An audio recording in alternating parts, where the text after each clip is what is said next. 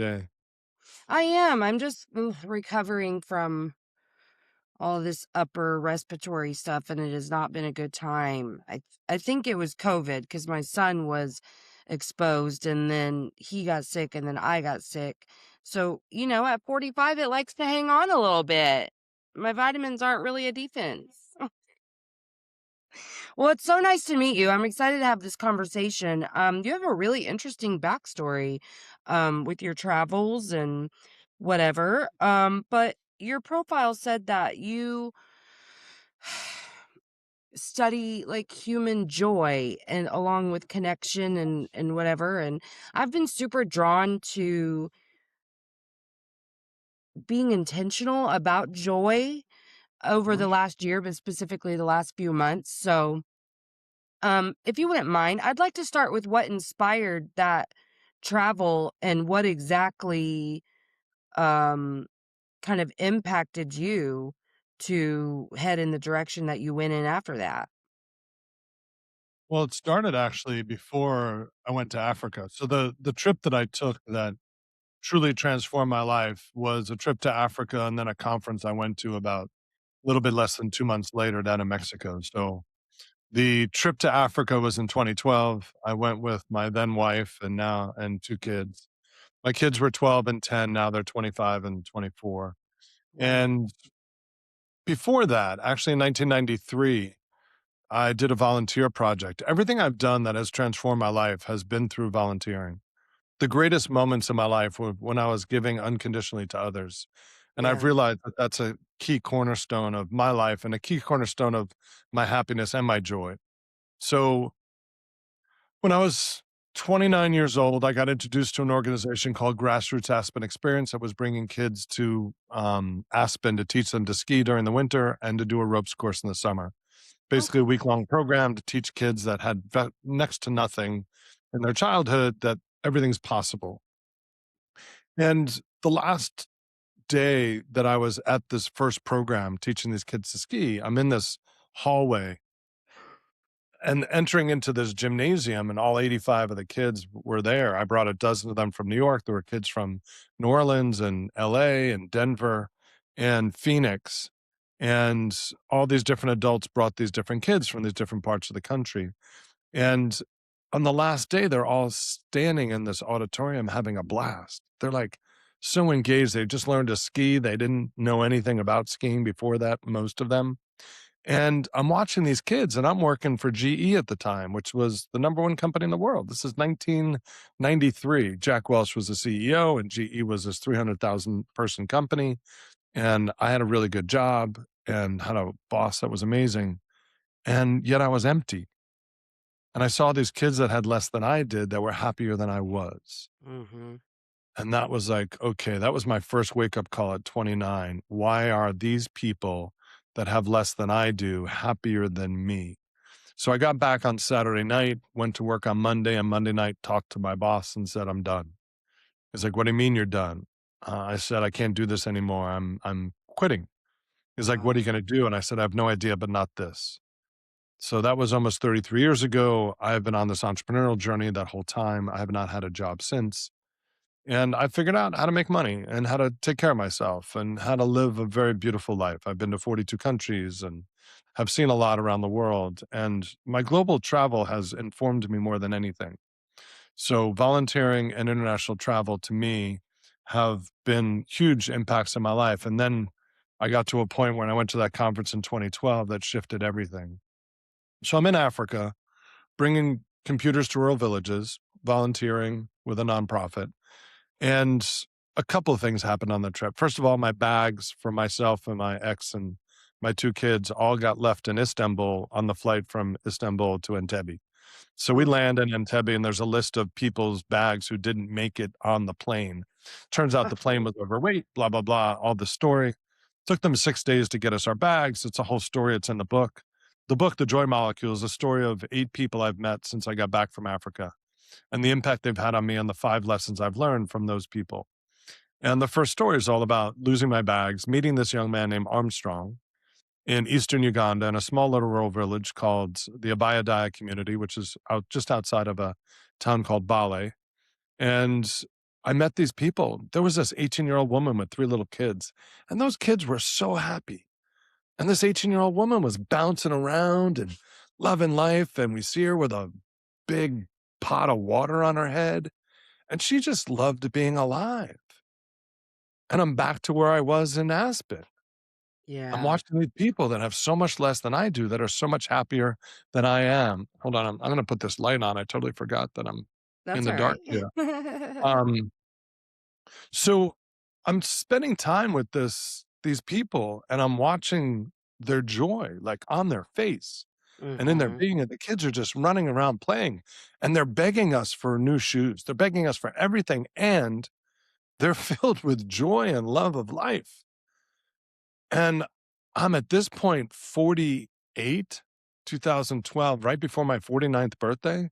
So before I did that project in Aspen, I had done a lot of personal development work, and I defined success for myself at 28. And success was the ability to do what I want whenever I want to do it. And that's what I pursued for the next couple of decades. And actually went to Africa owning my own business. I had a business partner. I had 8 other people working for us at the time. And I went away for a month, and I didn't have to do anything. I didn't need to check in. I didn't need to do anything really. So I kind of achieved my definition of success. And still, I met people that were happier than I was, that had so much less than I had. Mhm. And I got back from that trip, and I'm sitting at JFK Airport after 30 hours of travel from Nairobi to Cairo, Cairo to New York. And I'm sitting there and I'm like, I'm done with success. I really need to be significant, which is where this book came from, Success Redefined. Because I realized that after about a year and a half, after doing a TED talk in January of 2014 about the disconnected, connected world and what I had experienced in Africa, and I realized that they were deeply connected. And people kept saying Mhm. to me, I bet you can't wait to go back to Africa. Melissa, I haven't been back to Africa since I went in 2012. I Wow. didn't want to go back there to experience what they had. I wanted what they had here. So I've been dissecting that experience. And the young man Armstrong, who I met in this village, who ended up getting $1,200 from the airline for losing my bags for 6 days. And this young man Armstrong was begging to become an airline pilot. A kid named Armstrong living in Africa. His real name, his birth name was Armstrong. And the most famous Armstrong I know is Neil Armstrong, who was the first man on Yeah. the moon. He Yeah. was a pilot. I just gotten money from an airline, and the kid needed $1,000 to go take a pilot's test. And I'm like, Wow. that money was not for me. That money was for Armstrong. So I meet him on a Friday night, and Saturday morning, I hand him 10 brand new $100 bills. And I'm like, go take your test. And 2.5 weeks later, I'm at Wilson Airport in Nairobi, which is the puddle jumper airport to all the safari parks. And we had just gotten back from the Masai Mara. And there's Armstrong. Mr. Larry, how are you? And I'm like, Armstrong, it's wonderful to see you. He says, I passed my test. I'm like, Armstrong, that's Oh. great. He says, now I need money for flight lessons. And I'm like, okay, Armstrong, that's a little much for my first time seeing you again, but I'm going to go back home. I'll call you. And I started calling him every other Sunday. I'd play volleyball at the beach at 8 o'clock in the morning. At 7 o'clock in the morning, I'd wake up. I'd get on the phone. I would call him in Africa. And we did that for months. And I ended up sending him money to become get his private pilot's license. And then I realized in order for him to get a job, he needs a commercial license. I said, I can't do that from thousands of miles away. If you can get yourself a visa to get to the United States, I'll fly you here and we'll figure it out. So the kid did with no money. He got a Wow. visa, and I moved him to the United States. And February 6th of 2014, he landed at San Diego Airport. And the book starts with that story. I mean, it's Armstrong's story. But that part of my journey was just fascinating.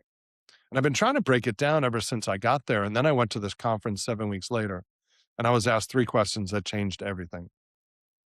And those 3 questions was, what is poverty? Who gets to define it? And why are we trying to fix it? And close to 14 years later, I can tell you that we define poverty as not having. And I don't believe that they were poor. I think they were just impoverished. And in many ways, I Uh-huh. think we're poor because we're deeply disconnected and we're Yeah. not living with joy. So, and then who gets to define it? We define it for them. And then we're trying to fix it to make them look more like us so we can feel better about the lifestyle that we've created. And it's like, why are we doing this? So Yeah. since that conference, I've stopped traveling internationally to do philanthropic work. I've focused on San Diego because we have more problems here than I can shake a stick at. So I've done all my philanthropy work has been local Yeah. because going to other parts of the world is more, for me, my ego than the ability to actually make an impact. So that trip changed everything for me. And it's been almost 14 years of digesting what I saw, spending time with lots of smart people, going on a bunch of journeys, both medicine journeys and physical journeys, and doing whatever I can to find peace. And I feel like at this point in my life, I have figured out what I am. And what I am is a spiritual being with a mind and a body that I have agency over if I choose to. Mhm. And most people that I meet live in their mind, believing that they are their mind. So I use the analogy with my clients that you are the sky, your thoughts are the clouds, and your feelings are the weather. And most people believe they're the clouds and they're the weather. And the truth is, we're the sky, we're the viewer Yeah. of it. We were put in there at birth. We are the spirit that is inside of us that is observing all of this. And I'm not a religious person. I was born Jewish. I went to temple as a kid and I got bar mitzvah, but I have no connection to Judaism. I'm actually part of a Christian men's group in San Diego. I don't, religion is not the issue. Servant leadership is the opportunity that religion promotes, not for all, but for some. And that's what I'm most interested in is how does spirit guide us? And whether you call it Jesus or you call it just your knowing or whatever you want to call it, I don't care. But coming from this place of trusting that we're more than what we think we are. Mhm. And in my book, I define joy as knowing what you are, who you are, and why you are. And I did that. So the name of the book came from the last book that I worked on with a writer 10 years ago. And in Success Redefined, if you can see the cover, it says purpose plus connection equals joy. So the yellow swatch is connection and the blue swatch is purpose. And the triangle intersection is joy. And in the book, I Mhm. said conscious connection plus purpose is joy. When you consciously connect with others that have shared purpose, that's where joy lives. So my writer said, oh, that's C2P, which is on the new book. And I'm like, what is C2P? She says, well, if H2O is the water molecule, then C2P must be the joy molecule. And I'm sitting there saying, that is brilliant. And I did nothing with it for 10 years. And then I something love happened it. and I started playing with the name and I'm like, okay, what is joy really made of? And if it is a molecule, I started playing with chat and I started playing with AI and trying to figure out breaking it down. And I came up with the concept of you look at the back of the book and the Yeah. joy molecule actually is a molecule. And there's four atoms, and the atoms are what, who, and why. And the center is joy. When you know what you are, who you are, and why you are. So what you do for a living and how you make a living and how your identity provides you income in this world and what you do and what your skill set is and a knowing of yourself. When you figure out who you are, which is your values, your priorities in life, and everything about how you intentionally show up. And if you know your purpose, if you know those three things, nobody can tell you anything other than you know who you are. They can't tell you with you're this. Well, no, I'm not that. Mhm. I know what I am. And you can have an opinion, and I appreciate your opinion. And it might inform me later to make some different decisions, but you can't tell me who I am. So Right. when you know those three things, then you live with joy because joy is a sense of knowing. Happiness is a circumstantial thing that we get when the world around us aligns really well. But joy, to me, joy is a knowing. And you can have it even in bad circumstances. And that's what I've been studying literally for the last decade of my life. And I've been realizing when I work with clients that we have a belief system which created our identity. And that identity is built on all the observations we've made in our life and the interpretation of those observations. So Mhm. I'm one of 8 billion creatures on a planet that's spinning on an axle every day, rotating around a sun every year in a universe that is so much bigger than any of us could ever imagine. And I think I matter, like my opinion matters, but my mind wants me to believe that. But at the end of the day, it really doesn't. At the end of the day, the world is unfolding exactly as it's unfolding. And the reason we're not happy is because it's not meeting our expectations. That's Michael Singer's favorite line, and I love that, is that Mhm. the world is a beautiful place that has been around for billions of years, and we're here for a moment, and we think that this is so important. And joy comes from knowing that we are insignificant, but can be significantly impactful on others. Yes. Being able Yes. to impact others has nothing to do with our insignificance. But I mean, if you look at all the famous people that I've ever heard of, Churchill, Einstein, I mean, you name the person, male, female, it doesn't matter that are famous. They're all dead. That Yep. we all end up dying. So why are we really here? And I think we're here to wake up and to figure out why we're here. And I think that's our journey. So when did you have a spiritual awakening then? I started playing with psilocybin and mushrooms back Okay. in 2021, 22. And I was in a men's group back in the, I don't know, 2014 through 2020. And a lot of my friends were doing it. And I'm like, I don't need Yeah. that stuff. Yeah. I'm fine. And then I got intrigued because Sam Harris, who has a app called and I'm blanking on his meditation app, but he said something that was fascinating. He said, "You can't meditate to a place you've never been." And that kind of set me off to saying, "Wow, if I've never been there, how do I meditate to that place of quiet?" And he had talked about doing ayahuasca and psilocybin and all these different medicines. And I was never called to do ayahuasca, but I did a bunch of psilocybin journeys. The first four with large groups and experienced something that was beautiful. But I didn't learn my own lessons really. I was in a group and I experienced the entire group. And then in December of 24, I did an individual journey in my apartment with a guide. And then 3 weeks later, did another one. And the Wow. one in 24 kind of showed me that my parents were perfect. They were the ideal parents, and so were my siblings were ideal for me to be the person that I needed to be. That's the awareness I got. But I didn't Yeah. get past my mind. And I realized in that moment, it's crazy because my whole life I never thought I was smart. So my brother was the valedictorian of my high school and Yeah. the full ride to Stanford and Phi Beta Kappa. And that Mhm. was smart. And I Yeah. wasn't that. So if that's smart, then I'm not smart. And I've realized over time that I have been gifted intellect, although I Yes. didn't see it that way. So my mind actually was controlling my experience with the psilocybin and wouldn't let me get past mind. But I did another journey 3 weeks later, and they were both pretty sizable.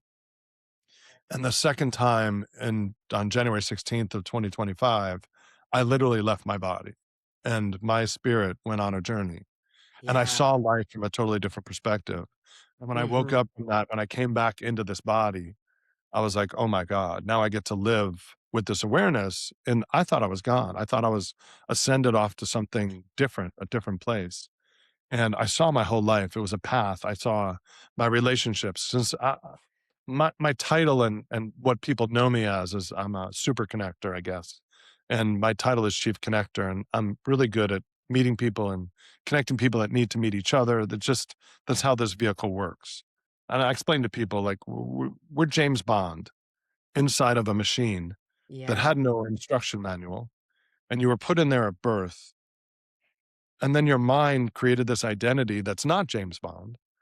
And you got to deconstruct what happened in your childhood to say, okay, now James Bond gets to control this thing. The question is, what did this machine get?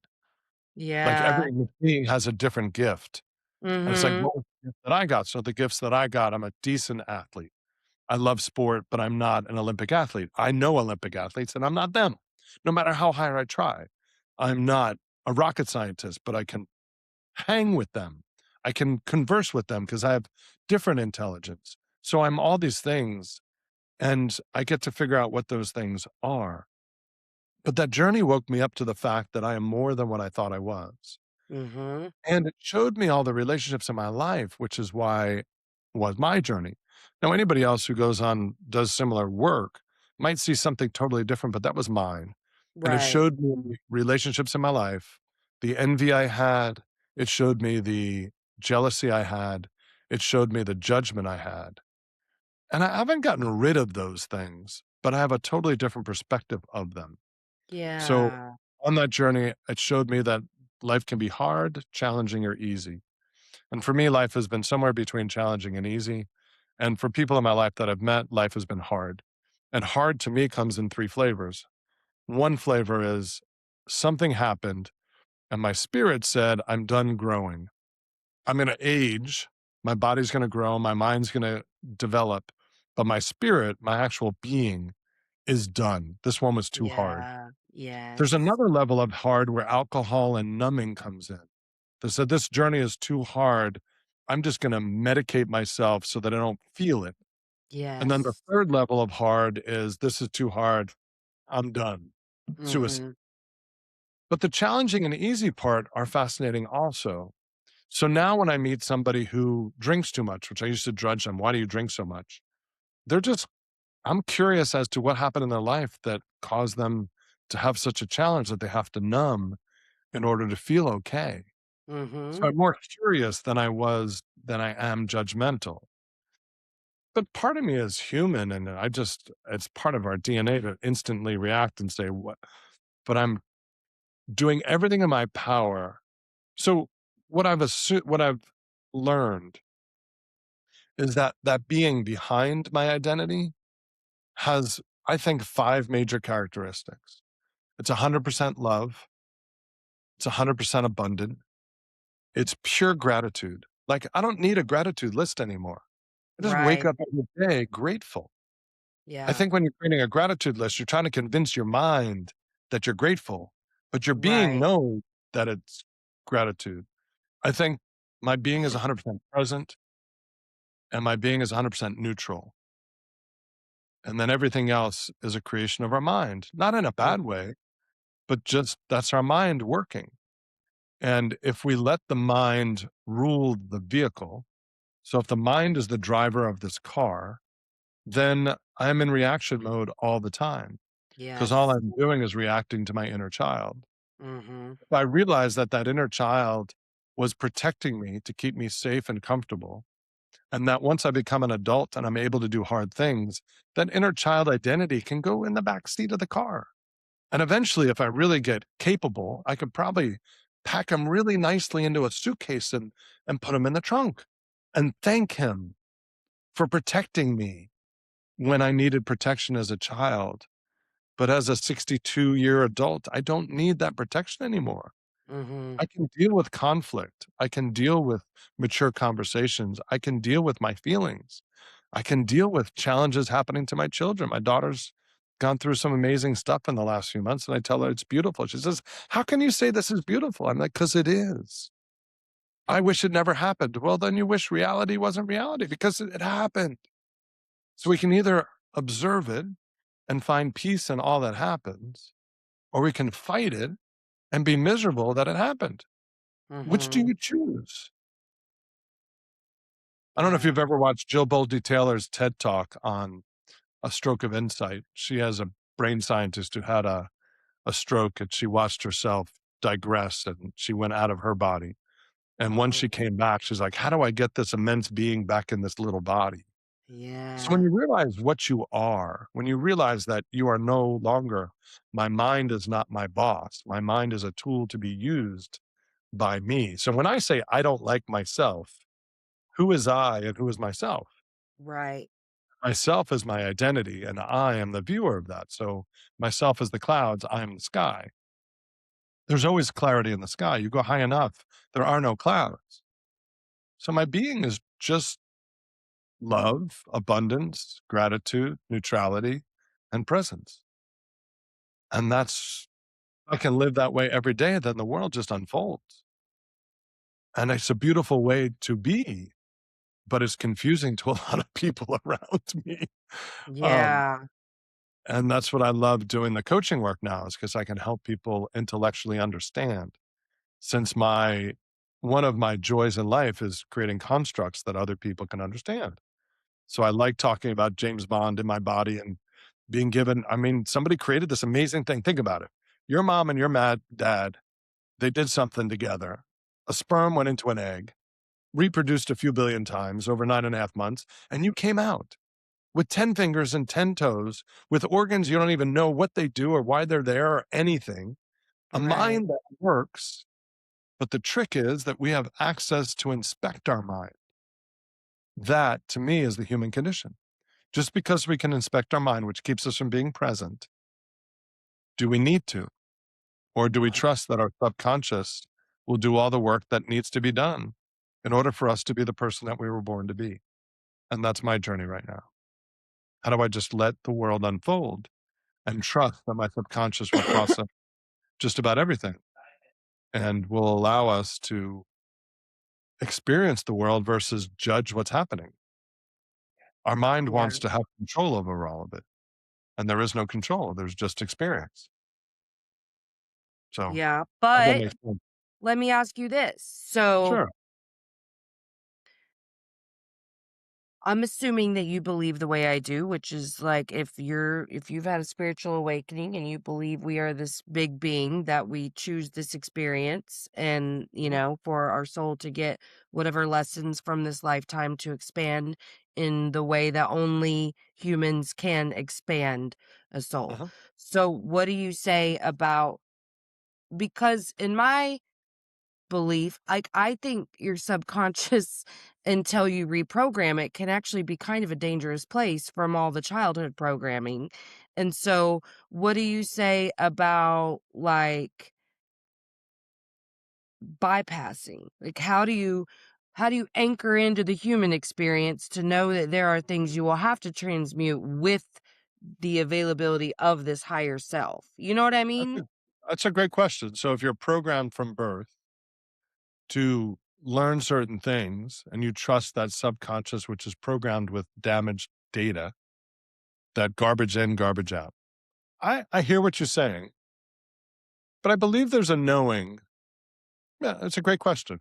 I haven't From thought of your it that higher way. self that you can always tap into that, and I agree, I see what you mean now. Yeah, no, okay, I see what you mean, but I wanna be I wanna clarify things like that because I think in our line of work, there is a danger in the idea of bypassing where there is like, people like me who have CPTSD and have been through some real shit in their lives, we have to work through that shit before we can simultaneously, I'll say, I tap in all the time, but I had to learn what was a lie and what was the truth first. Because if you No haven't been question. exposed to this information, because truly I wasn't, like I was born and raised in Oklahoma, I'm still here, was only around Southern Baptist and, charismatics and, culty folk.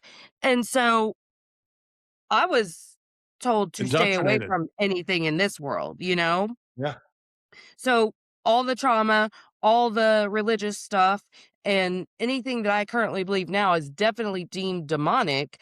I didn't know about higher self, but once I started like transforming, I can definitely identify like at least two, if not more, very key points in my life where my higher self was zoned in on me and was like, get up.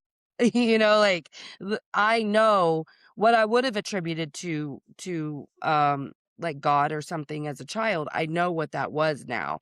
But I had to go through a bunch of shit and understand what was true and what wasn't before I really could tap into oneness, connection, because I had a lot of lies in me about how nobody wanted to connect with me and I had a lot of lies to keep me safe from other people. And I That's the mean, listen, identity I that's driving just the car. am working through that shit over the last couple years.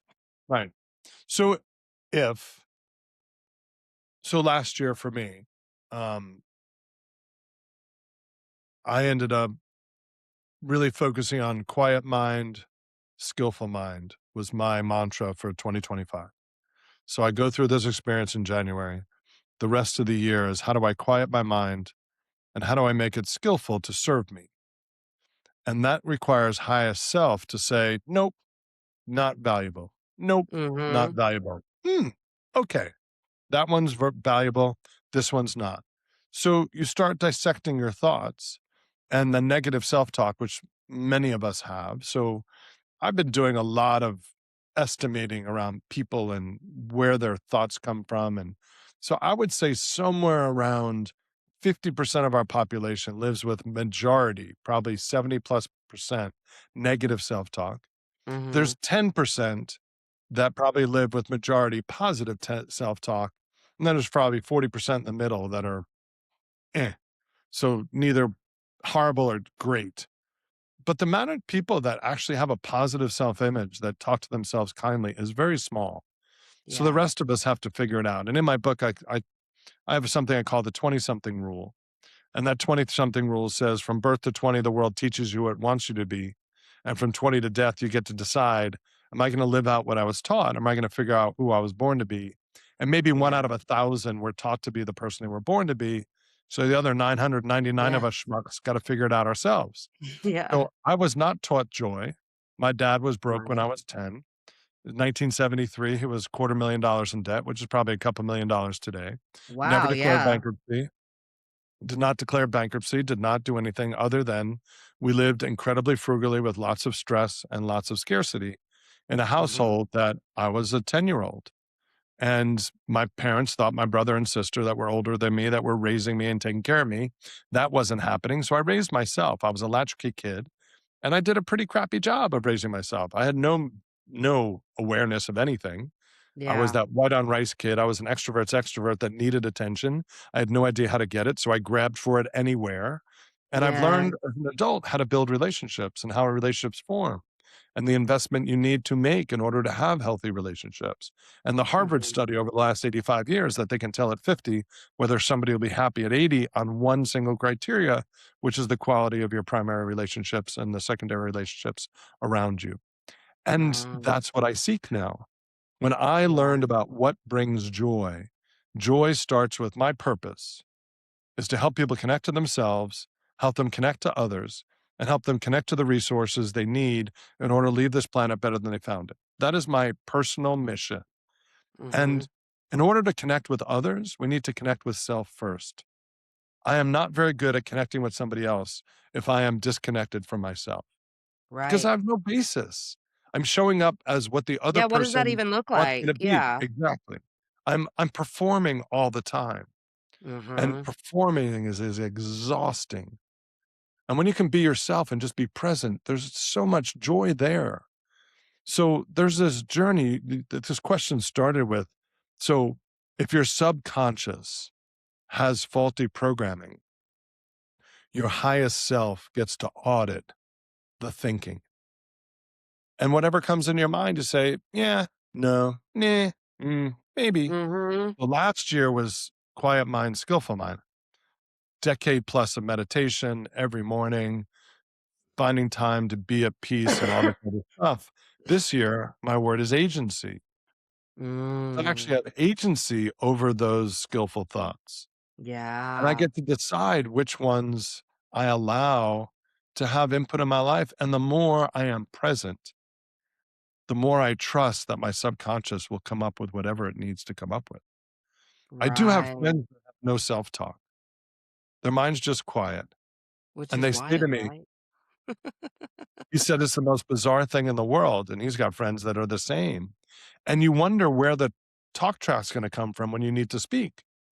But it just comes out naturally. There's no challenge. So if that's true, then where does it all come from? Do Mhm. we really need to actively think in order to live? And my answer is I don't believe we do. So if we don't need active thought to survive and to thrive, why do we have it? And to me, active thought is the piece that keeps us from being present. Mhm. And that to me is the human condition is how do we be present? Because there is no past, there is no future. There's only right now. Time really doesn't exist. Money is a man-made creation, and money is a thing that probably drives most people the most crazy.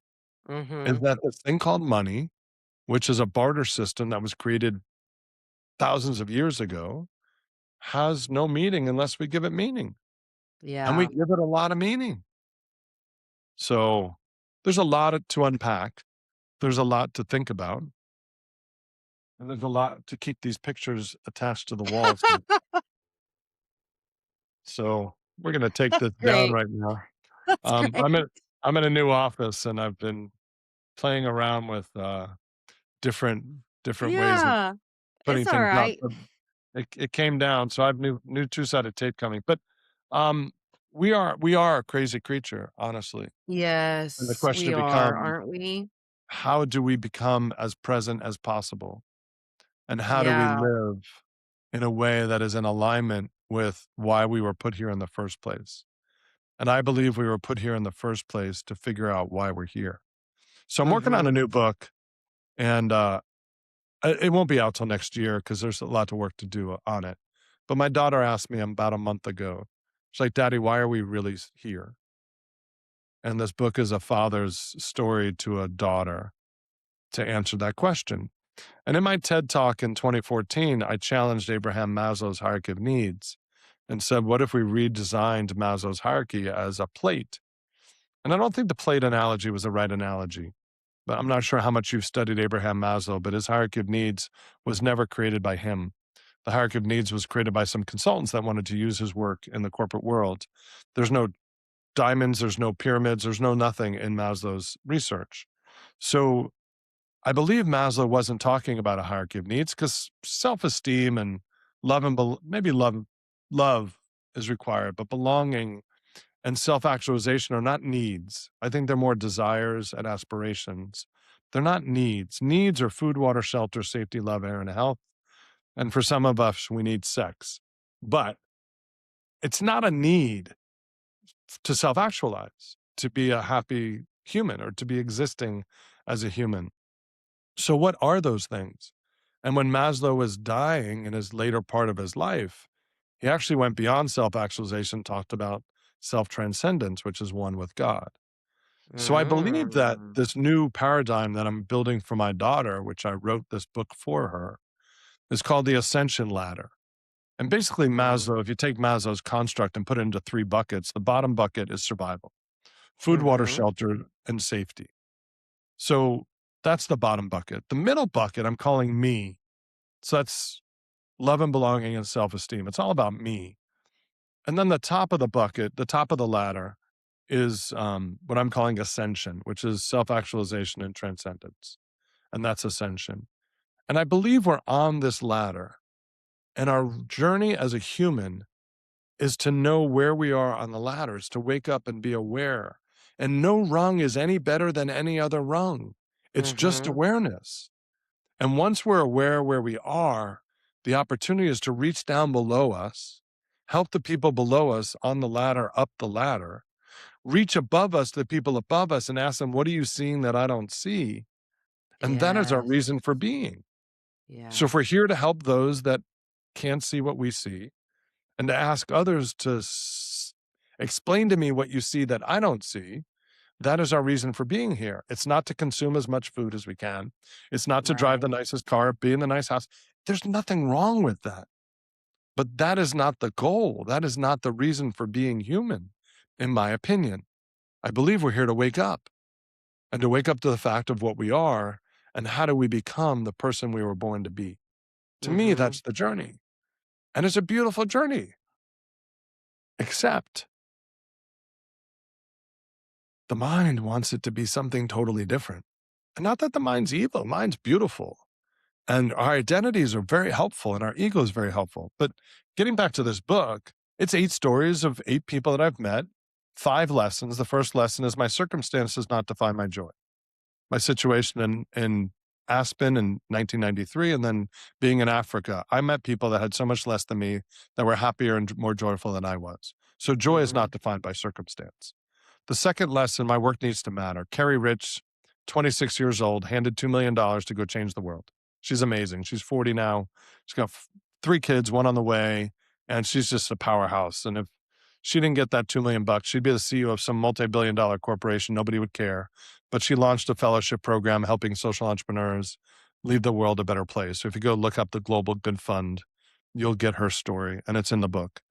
The third set of stories are 3 stories about 3 challenged athletes. One gentleman named Jeff Mata, who's 100% blind, lost his sight at 26. I met in 2021. And in October of 2022, I got on a tandem bike with him and rode from San Francisco to San Diego on a pedal bike. Wow. Blind man in the back, I'm in the front. So it's called, he's a stoker. So it's the Blind Stokers Club. And I was the captain. And we rode 640 miles in 7 days. And Jeff Motto's story Wow. is amazing. Moon Tucker is the second of the challenged athletes. She lost her arm in a motorcycle accident and became a world champion archer. Her story is amazing. And then Joe Delagrave is the coach of the wheelchair rugby team for the US Paralympics.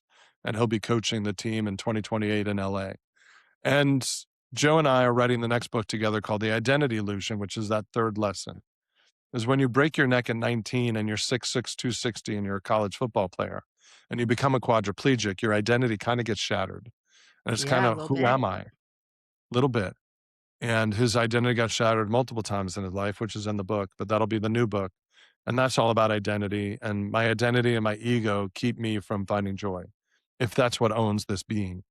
But identity and ego is not bad. It's just, it's necessary, but it's not us.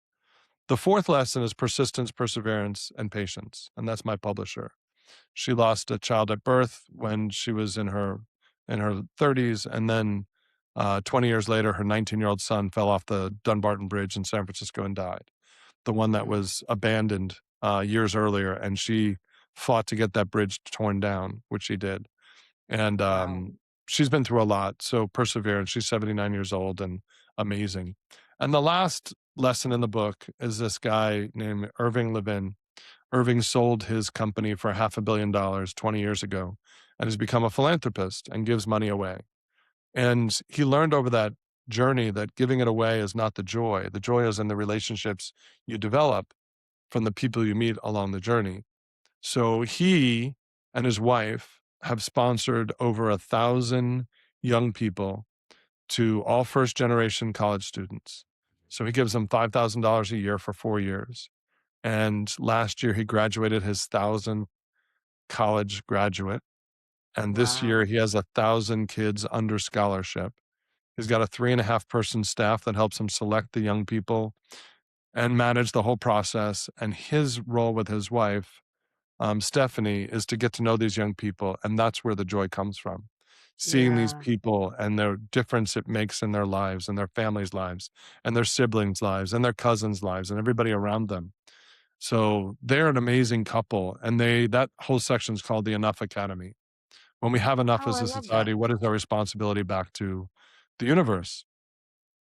And then the last story is Trinity. So Emmanuel Trinity, I met in 2024 back at that conference I went to in 2012, 13, and 14 called Opportunity and Collaboration. And Trinity, I met at that event, and Carrie Rich told him to find me. And Trinity is amazing. He's been teaching youth computers in the slums of Kampala and outside of Kampala, all over Uganda and in Nairobi.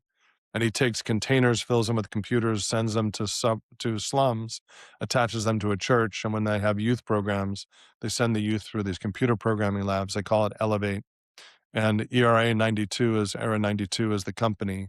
And the Era 92 Elevate program has trained over 5,000 young people that live in slums to learn how to use computers. And he hires some of them and gets them jobs and gives them scholarships to buy computers so that they can start businesses. He's just Yeah. amazing, absolutely amazing. His story is amazing. And that's all about, again, circumstance does not define your joy. So those are my 5 lessons. Doesn't matter where I am in life, I can be joyful. My work needs to matter. My identity kills my joy. I need to persevere and persist. And I need to know when enough is enough. And when you know those 5 things, those are my 5 lessons. Everybody else is going to have different lessons. They might be some of the same, but I'm not saying that my journey is the right journey. It's just my journey. Right. Right. And my daughter's boyfriend thanked me for not telling him how to live his life. My book is not a how to. I do coaching and I Yeah. built a methodology around it, but it's not a how to. It Yeah. starts with awareness, then it's alignment, and then it's aligned action. How do we take this awareness that we've created and do something with it that is conscious and chosen versus unconscious and unpredictable? So it's kind of how I live my life. I look to live my life every day is to be as Yeah. present as possible and to be a good human, whatever that means. And I don't know, I wanna leave this place better than I found it, and I know that the world is perfect the way it is, and I have a gene inside of me that says I wanna do good and I wanna help other people. It's Mhm. not because the world needs it, it's because my DNA needs it, and the most Yeah. selfless thing I can do is to give to others. It's the thing that feels the best. So if Yeah. it feels so good to do that, why wouldn't I wanna do that all the time? So that's kinda my journey at this point in time. Well, I love it. Well, tell us where we can find you. I'm on LinkedIn. I'm on online. LarryKesslin.com points you to 5 dash dots. So 5 dots is my company. Um, my tagline is right person, right time. I help people meet the right person at the right time. That's kind of how my life works. And I'm not sure why it works that way, but I've learned that's how my being exists on this planet. You can find my book on Amazon. It's in paperback, it's in Kindle, and it's available on Audible. And I am looking forward to writing some more books over the next 5 to 7 years. I've got probably 4 more books that still need to be written. And I just enjoy my life every day. And my kids are amazing and watching them grow up. They're 25 and 24. My 24-year-old's getting married in May. He's Oh, asked me to wow. officiate his wedding, so I get to get ordained by the Universal Life Church and get to create a ceremony for my son. I'm looking forward to that so much. Yeah. But I've been blessed, Melissa. I can't imagine having a better life where in many points in my life I wished I was someone else. And now I Yeah. wouldn't trade my life for anybody else, nobody's. It's I just love that. it's a good place to be. It really is. Well, that's awesome, and I will make sure that I include, your links in the show notes, including book links. But otherwise, it was so great to have you, and I appreciate you being here. My pleasure. It's a pleasure. Thank you for asking thoughtful questions and for knowing who you are and for being so candid about your own situation because that's all we can do, learn from other people's journeys. Mhm. Absolutely, and it's my favorite thing to do, honestly. Thanks for coming to Emotionally Unavailable. If you haven't already, like, subscribe, and share.